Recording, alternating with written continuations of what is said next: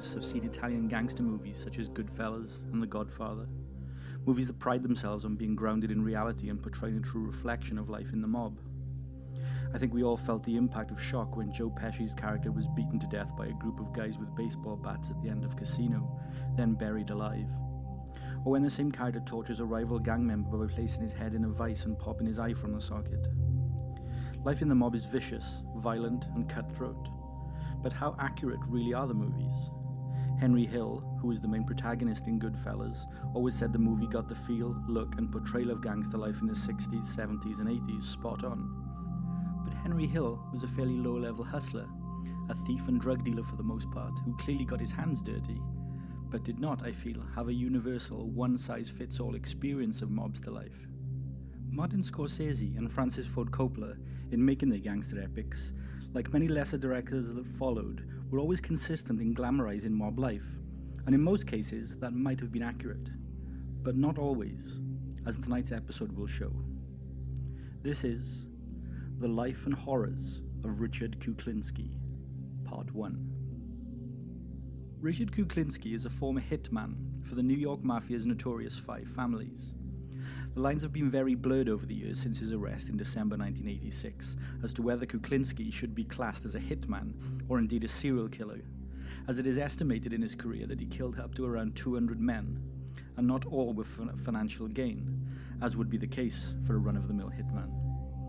Over the next 2 episodes, I'm going to talk about the complex character of Kuklinski, whom later became more famously known by his nickname, the Iceman. Who was he? Who was he as a man? Where he came from? How he led a double life as both family man and mafia associate, and also discuss his career, his hits, and the more gruesome details of his work. What's incredible and worth noting about Kuklinski is that he was extremely good at what he did. He carefully planned and researched everything, and he had a reputation as someone that, as soon as he accepted the hit, that person was a dead man walking. Because Kuklinski never, not once in his career, failed to make a kill. Kuklinski was 6'5" and 300 pounds, making him no small fry. But even though his huge frame might have given the impression he was slow, he was in fact very quick, and very intimidating. With his bosses, his family, his friends, and everyone he ever met fearing him.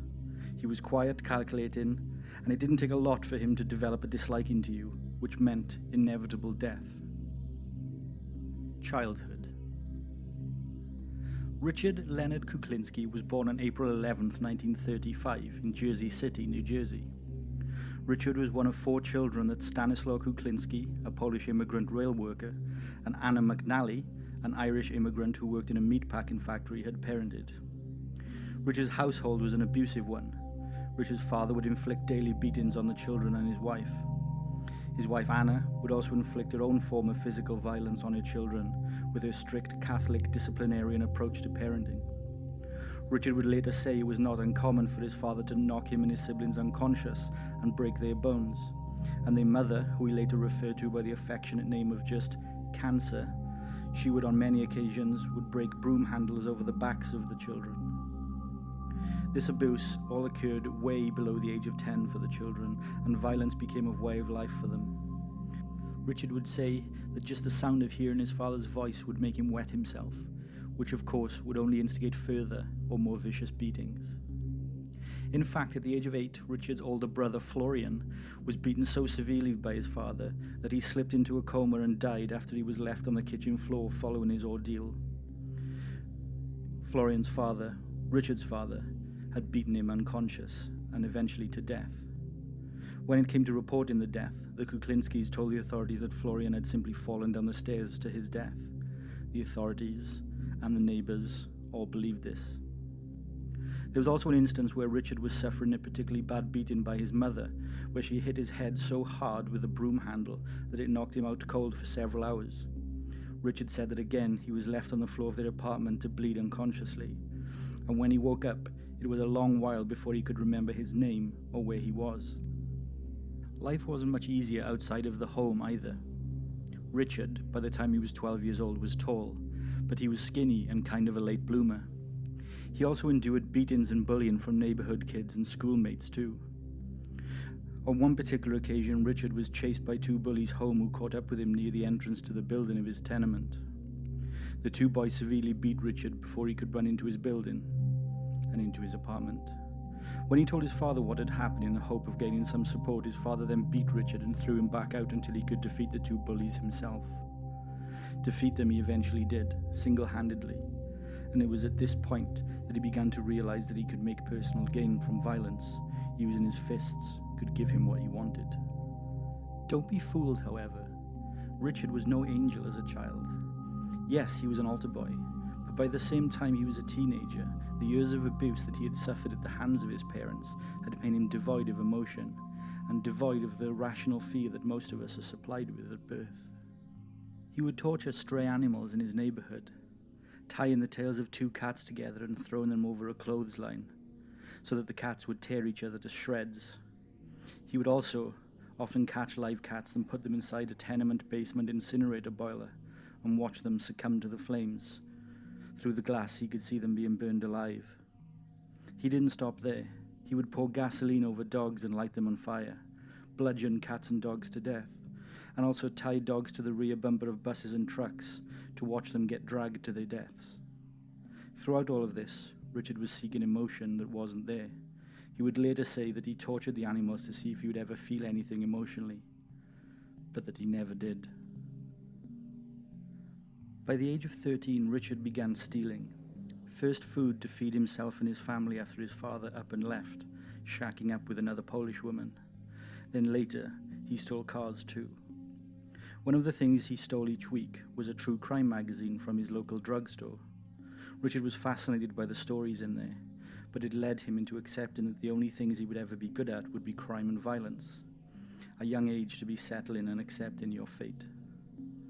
Richard took particular interest in the macabre tales of murder in the magazines, and it gave him the idea to finally get revenge on his neighborhood bullies.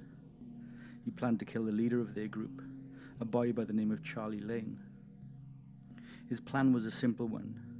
He removed a clothes hanging pole from his closet and confronted Charlie one night when he was alone on the street. Charlie immediately called him a dumb Polak. This enraged Richard immediately. Richard lashed out and hit Charlie on the side of the head above the left ear. Charlie immediately fell to the ground, but Richard kept hitting and hitting and hitting and hitting, eventually breaking the pole. So then he started kicking Charlie in the face and head, kicking and stamping and kicking until Charlie's body went limp and lifeless. He had killed him. Richard knew right away that he had to dispose of the body, so he stole a car, bundled the body of Charlie Lane into the trunk, and began to drive, the whole time feeling more and more powerful and more invincible. Once Richard arrived at the Pine Barrens in New Jersey, he pulled Charlie's body out of the trunk and, knowing from his true crime magazines how police identify murder victims, cut off all of Charlie's fingers and toes and pulled out all of Charlie's teeth using a hunting knife and hacking at his gums. What was left of Charlie's body he threw into the Hudson River to sleep with the fishes. Excitedly, Richard said, he drove home, gleefully throwing fingers and toes and teeth out of the window as he drove. Richard would later recall in prison that this was the first time in his life that he felt like he was someone who deserved respect. He was 13 years old. A missing persons report was filed for Charlie Lane in 1948, and extensive searches were made for the boy, but no one knew what had happened to him and no body was ever found, until of course Richard Kuklinski told authorities of the crime in 2003. Following the murder of Charlie Lane, and with his newfound confidence, Richard first went after each and every member of Charlie Lane's friends and the boys who had always bullied him, beating them senseless and letting them know he was effectively taking control and power. He also got hold of a baseball bat and with his hunting knife went all over Jersey City and gained revenge through savage beatings, stabbings and knife slashings over everyone who had ever wronged him. This, of course, also got him thrown out of school once his violent side came into the classroom, but Richard didn't care. He was done with school, and he knew where his future lied. Now that he was no longer in school, Richard began hanging out at pool halls, and it wasn't long before he bought his first gun on the black market there. He also became very good at pool, and earned extra money by utilizing those skills through pool sharking. Then, one night, at a bar called Danny's in Jersey City, Richard began a game of pool with a local off-duty police officer for money. As the game proceeded and the policeman fell further and further behind, he began calling Richard names with every point he would score. This enraged Richard, but he didn't act. He eventually won the game. They had several words, but ultimately Richard left. He waited, however, outside the bar for a few hours until the policeman came out. Richard watched him drunkenly stumble out of the bar and walk to his car. He got in his car, rolled the window down slightly, and lit a cigarette. He took a drag of the cigarette and then passed out. Richard didn't act right away. Instead, Richard ran down the street to a nearby gas station and purchased several gallons of petrol in a can. He then returned to the policeman's car, poured all the petrol over him, and lit it on fire. Richard said that he stuck around so that he could see him burn, hear him scream, and smell his cooking flesh. Following this, Richard sank deeper and deeper into crime, robbing warehouses, liquor stores, and after a short period of time was noticed by Newark's De Cavalcanti crime family. As Richard was of Polish descent, he could never be a made man. He could never officially climb the ranks of the mafia. The most he could achieve was mafia associate, but this, he saw, was his key to bigger money. The De Cavalcanti family gave him his first hit at the age of 17, which Richard completed with aplomb, with no complications and no questions asked. He identified the man they wanted dead in the parking lot of a grocery store, and in broad daylight, he walked up to the man and shot him beneath his chin, killing him dead instantly. Richard was now in the club, and he would be given numerous jobs over the next few years, paying more and more in compensation for his abilities and skills. But Richard by this point had also developed a huge gambling addiction, so no matter how much he earned, he would always squander it pretty fast and need more to fuel his habit. His bloodlust had also deepened when, by 1954, not willing to only wait for mafia hits to come his way, he also hunted the streets of Lower Manhattan in Hell's Kitchen for lone men at night to kill, just so that he could perfect his art and he could hone his skills. He would shoot, stab, bludgeon, beat, maim, and slay anyone who rubbed him up the wrong way, or who he didn't like the look of. Then either leave the body where it fell, or throw it in the Hudson River. It got so bad the police had identified that there was a lot of murders happening in the Hell's Kitchen area, but they had come to the conclusion that the murders were the result of the homeless and hobos in the area fighting and turning on each other. It didn't occur to the police that there was a serial killer on the loose. Now, some estimates would put the number of homeless and random men that Kuklinski killed during this period as high as 50 or 60, which seems insane. How can this many murders go on in such a small district of Manhattan and no one realize there was a maniac on the loose killing loads of people? Well, you have to remember that this was the mid to late 1950s. No crime statistics were kept for New York at this time.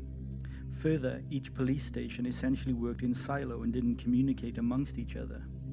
Further, a lot of the bodies went into the Hudson River, remember? So these could have washed up in any number of the 5 districts and also New Jersey. This would spread out the number of precincts who would go on to identify bodies during this time. Also, and this is a fairly big also, Richard had the genius idea during this particular killing spree to target gay men who would be coming out of known gay bars and clubs. Richard knew, as was the culture at the time, that if he killed an obviously gay person, then the police's own prejudice would stop them from investigating their deaths. And do you know what? It worked. Now by this point, Richard had been dating a woman called Linda, who was 9 years his senior. Just like his father's relationship with his mother, Richard knocked her around. By the time he was in his early 20s, Linda had fallen pregnant. Initially annoyed by this, Richard tried to make Linda lose the baby by punching her in the stomach. However, this didn't work. So, he offered to marry her. This marriage was Richard's first. He would go on to father 2 children, but later said of those children and his wife at the time, Linda, that he never loved any of them at all. Now about this time, Richard was offered a pretty big mob hit from the De Cavalcanti family. This was an important one, they told him. They wanted a used car salesman, a specific one, dead, because he had disrespected a made man's wife. Further, they wanted Richard to bring back a piece of him. So with this in mind, Richard stalked the gentleman for a few days before making his move. He approached him and hit him over the head, knocking him unconscious, then bundled his body into the trunk of a car. Richard drove to the Pine Barrens in New Jersey, where he had dumped his first murder victim several years before, and he tied the man to a tree. Richard could tell that the man knew why he was here and what he intended to do. Richard, with the dull end of a hammer, smashed the man's kneecaps and ankles, then chopped off all of his fingers. The man was fully awake, alive, and conscious throughout this entire ordeal. Richard's initial plan was to take back some fingers as a prize for his employers, but with the man tied to the tree and screaming in agony, Richard came up with a better idea. Richard killed the man using a gun, but then with a hatchet, he hacked off the man's head and delivered it to his employers in a simple plastic grocery bag. Richard would later say that his employer just smiled when he received it and handed him $10,000 in cash. Following this hit, Richard now gained a nickname amongst the mob. He was known simply as the Pollock, but no one knew anything else about him. What his full name was, where he lived, that he had a family, nothing. And Richard liked that. He liked having two lives. He liked keeping his family life separate from his mob life. He also got a reputation for filling the mob hits just as the mob wanted, and the hits got weirder and weirder. The DeCavalcantes would next ask him to kill a mob boss for them. So once again, he abducted the man and took him to the Pine Barrens. He broke all of his ribs, both arms, and his collarbone, and then smashed his head in with a rock. Finally, he placed all of the man's credit cards up his ass to leave a message for the enemies of the DeCavalcante family. So tonight we've covered the childhood and teenage years of Richard Kuklinski, the Iceman, and he already has a wide plethora of murders under his belt. In the next episode, which drops on Wednesday, we go a little deeper into his life as a married man with children, and him getting in deeper with the mob, where all this in part 1 will seem like sweet bedtime stories in comparison to the horrid and barbaric crimes that Richard will commit. Make sure you tune in and subscribe so you never miss an episode. While you're at it, why not follow us on Instagram, where we post daily with tales of the macabre, insane, mysterious, and disturbing. You can find us at dead_souls_podcast. Until part 2 on Wednesday, here is the Iceman himself in an interview from prison. Would you ever use a chainsaw? To cut someone up? Yes. I've done that. To dismember them, yes. Not to kill them, no. What was it like to cut somebody up with a the guy was dead? How did it feel to cut some guy up with a chainsaw? Well, I didn't have any feeling one way or the other. That just happened. That's the way it had to be. Messy. Yes. Yes, it was. Did it make you sick? No. I've had requests where the guy wanted the guy's tongue cut out. And he also wanted his tongue put in his rear end. So I believe there was a definite point he wanted to get across.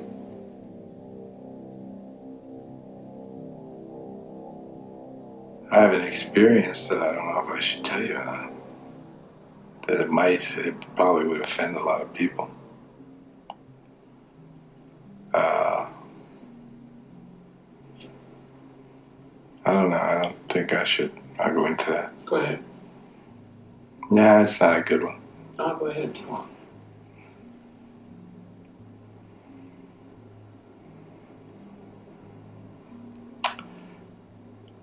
There was a man who was begging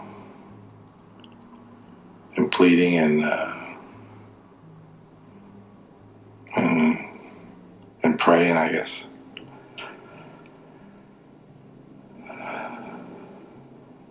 And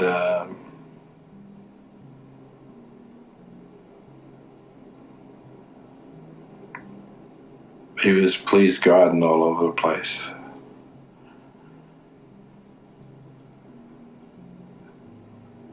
So I told him he could have a half hour to pray to God. And if God could come down and change the circumstances, he'd have that time.